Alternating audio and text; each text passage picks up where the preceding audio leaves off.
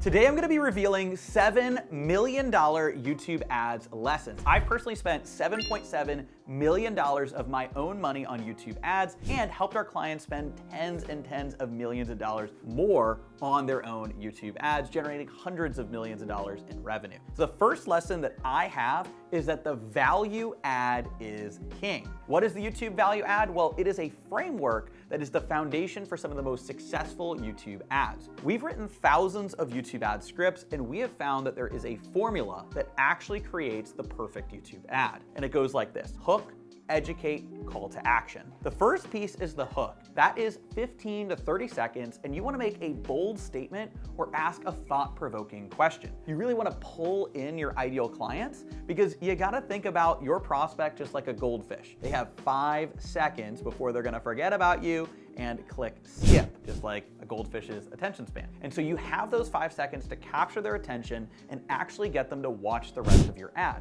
So you want to have that bold statement, that hook, that question that really pulls them in and gets them to want to watch the rest of the ad. And then you want to address your ideal client's pain points. So you want to talk about some of the challenges or problems that they have right now, and then tease the value that you're going to be able to share that's going to allow them to alleviate those challenges and actually solve the problem inside of the ad. So that's the hook. The next piece is the educate section. Usually this is around 1 to 2 minutes long, and you want to deliver 1 to 3 golden nuggets of actionable advice. This is what a lot of people leave out, but it is so crucial to high-performing YouTube ads. Because remember, people are on YouTube to learn. They're on YouTube for 1 of 2 reasons: either to be entertained or to learn. And you want to tap into the people that are looking to learn and actually provide real value inside of your ad. We call these golden nuggets. And you want to deliver 1 to 3 of these golden nuggets in about 1 to 2 minutes in your educate section. Now, this is giving the what and the why, but not the how. So you want to focus on what your service, product, coaching, consulting does and why it's going to be valuable for them and solve their problems, but not necessarily how it does it, because how is very technical. You want to focus on the what and why and give them a taste of what to expect when they're able to learn from you, work with you, or buy your products or services. The final piece of the ad is the call to action. This is usually about 30 to 45 seconds long, and you want to make it crystal clear exactly what they should do next. Even showing the landing page or where they're going to go when they click the link is going to actually allow you to really set the stage for what you want them to do after they see the ad. You want to make it very simple. And you also want to reiterate the value that they're going to get by taking action. What problems is it going to solve by them actually taking action on that ad right then and there? That's the formula for a winning YouTube ad. And a pro tip is to use what we call our video block strategy to create multiple variations for each of these sections. This actually allows you to test different hooks and educate sections without needing to refilm the entire ad multiple times. So in this case, you'd film multiple different versions of the hook. Hook 1, hook 2, hook 3, hook 4, hook 5, and you'd film these all individually, about 15 to 30 seconds each. Then you might have a couple different educate sections, maybe one where you focus on one big golden nugget, and one where you might have 3 smaller golden nuggets. And so you take these educate section 1, educate section 2, and maybe call to action 1, call to action 2, and then you put all these together just like Lego blocks. Hook 1, educate 1, call to action 1, hook 2, educate 1, call to action 2. All of these combinations can add up to about 24 different variations with 6 hooks, 2 educate sections, 2 call to actions. You got 24 different ads that you can test in the time it would take you to only film 2.5 videos. And so that's how you can use the video block strategy to actually film and iterate and test multiple different hooks all at the same time. Lesson number 2 is to harness the power of Alpha AI YouTube ad targeting. This is our signature style of running YouTube ads, but what most people do is they just use the standard YouTube ad audiences. These are the pre-built Google audiences that are already inside of Google Ads, but here's the problem. Everyone else is using those same audiences. So you're not gonna get alpha results or outsized results. Why do we call it the Alpha AI strategy? It's because it allows you to achieve alpha results by leveraging and training Google's AI. Instead of using pre-built audiences that come in a box, you are building your own and creating custom segments to create your own targeting audiences and give Google and YouTube's AI the ability to learn who your ideal client is and optimize to get more of them. This actually allows you to go in and create your own custom audiences, where you could put in details about what your ideal client is searching for on YouTube, what they're searching for on Google, websites that they're going on with URL audiences,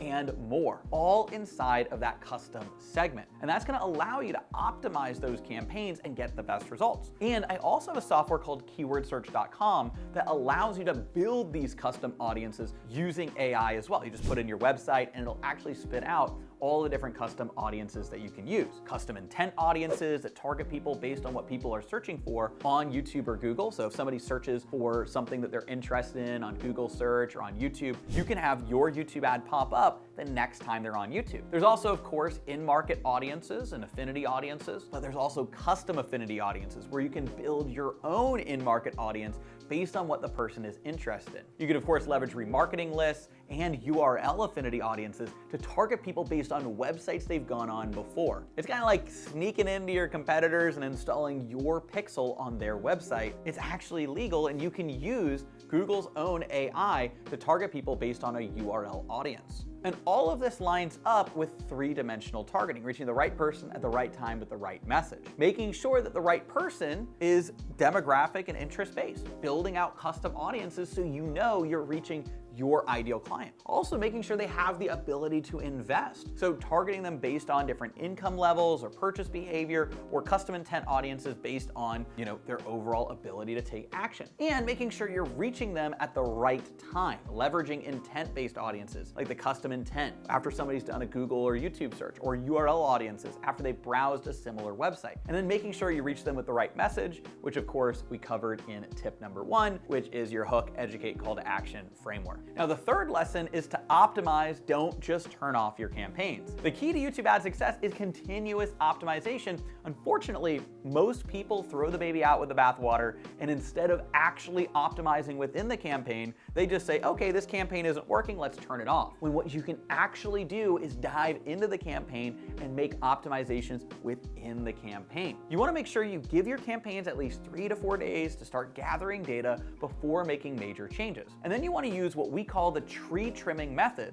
to pause underperforming ads and targeting audiences within the campaign. So let's say you have a tree and it's starting to get a little growing the wrong way or something like that. Well, you wouldn't just chop down the whole tree. What you want to do is you want to prune the tree. That's the exact same thing you want to do with your ad campaigns. You want to dive under the hood, see what's going on, and then if you have an ad that's working really well, great, keep that on. But if you have an ad that's not working as well, let's turn that off. That way we give space for the top performers to perform. If there's audiences that aren't performing as well, you're gonna get rid of that too. You're essentially trimming the fat and focusing on the campaigns that are working the best. You also wanna look at potentially increasing budget for top performers, whether it be top performing campaigns or freeing up and removing bottom performing audiences or ads so that your top performers get more of that spend. You also wanna create new variations based on what's working. That's the tree scaling strategy that we'll talk about shortly. And you wanna make sure that you're monitoring key metrics with your ads, the click-through rate, right? So what percentage of people who see your ad are actually clicking? The view-through rate, what percentage of people that see the first 5 seconds of your ad actually decide to continue watching the ad? Your cost per view, how much is it costing you per person that watches your ad? Your cost per conversion, or your CPA, how much does it cost to get a lead? And what's the conversion rate, right? What's the conversion rate on that? And of course, your ROAS, your return on ad spend. Out of every dollar you put in, how many dollars are you producing on the back end from your ads? Now, as a pro tip, once you have winning audiences and videos, you can combine them into one winning campaign. This is one of my favorite campaigns. And this is something that is pretty simple as a concept, but it is an advanced strategy that not a lot of people know about. So let's say you have an ad that's working really well in this campaign, an audience that's working really well in this campaign, you found some demographics that are working well over here. Well, what if you took all the best pieces and you put it together into a powerful winning campaign, kind of like Frankensteining it all together, a winning campaign of all the best components, the best ads that you have, the best audiences you have, the best demographics and targeting options that you have, all those pieces put together, and that's gonna create a winning campaign that usually can be some of your top performing and most scalable campaigns.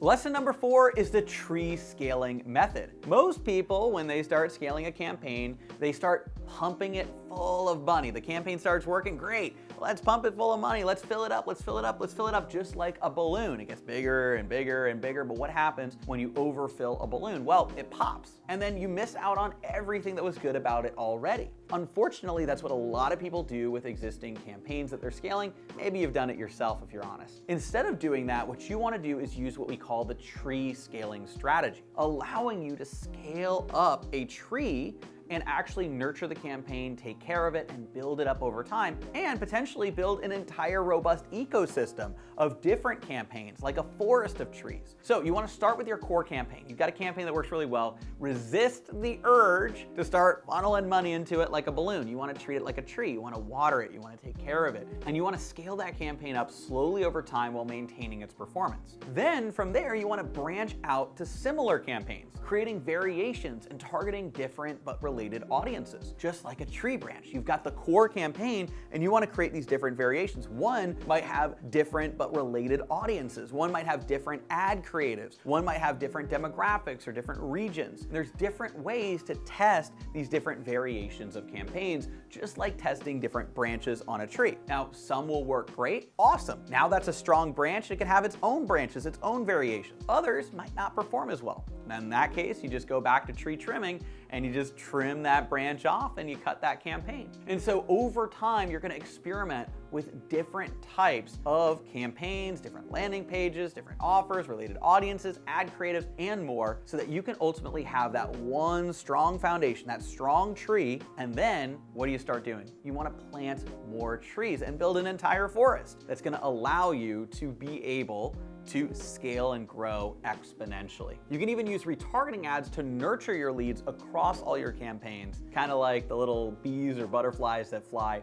between all the different trees. Now, a pro tip is to aim to have at least 3 to 5 solid branches before significantly increasing your overall spend. This is gonna give you a lot more stability and resilience in your ad account and avoid making that fatal mistake of scaling your campaigns up like a balloon and then risking it all when it pops. Lesson number 5 is that omnipresent retargeting is your secret weapon. Of course, we're talking about YouTube ads, but our omnipresent retargeting strategy has been an absolute game changer. And here is how to implement it. You want to create a robust targeting structure where you're retargeting all of the different people that come into your ecosystem. Of course, all your converters, all your leads, but also website visitors past 30, 60, 90 days, your video viewers who watch different portions of your video, people who have engaged with your channel, subscribers, people liking your content, and you want to craft specific messages for each of these audiences. For recent converters, you might want to address objections and reinforce benefits. For website visitors, you might re-engage with new content or offers. For video viewers, you might provide next steps based on the content that they've already watched. For previous customers, you might upsell or cross-sell related products or services. And you also want to make sure that you're using multiple platforms, not just YouTube and YouTube ads. Of course, YouTube's great for video retargeting,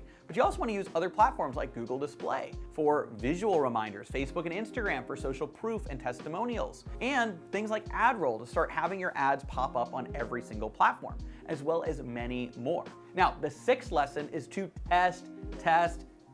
Constant testing is the key to long-term success. There's a few different variables that you can test. So things like using the video block strategy. At the first tip, we talked about how you want to test different hooks, educate, call to action, different versions of your video, and you can actually film different variations, mix and matching them to create dozens of ad variations quickly. You want to test those different elements, testing different hooks, different pain points, promises, or questions. You want to test different audiences in your ad campaign. We talked about the Alpha AI targeting strategy. You want to test custom audiences, different variables. Test different landing pages. A lot of people forget about their funnel, but that's a big piece that you can test. Test VSLs, webinars, test lead magnets, different opt-ins. Maybe have a different long form page, short form page, text-based, video-based. Use A/B testing tools to test different things like the headline, button colors, and more. And then give each test enough time and budget to reach statistical significance. Now, a pro tip is to keep a swipe file of your best performing hooks, stories, and call to actions. This can be really valuable for future campaigns. And if you want to spy on competitors' ads, you can actually do that using the Ad Spy feature on keywordsearch.com. The seventh lesson is the phone number game changer. Adding a phone number field to your opt-in forms is a 5-minute change. Here is how to make it work for you. All you gotta do is implement a phone number field on your landing page and then make it a required field, especially for higher ticket offers, or you can make it an optional field if you have lower ticket offers, you wanna make it a more simple opt-in.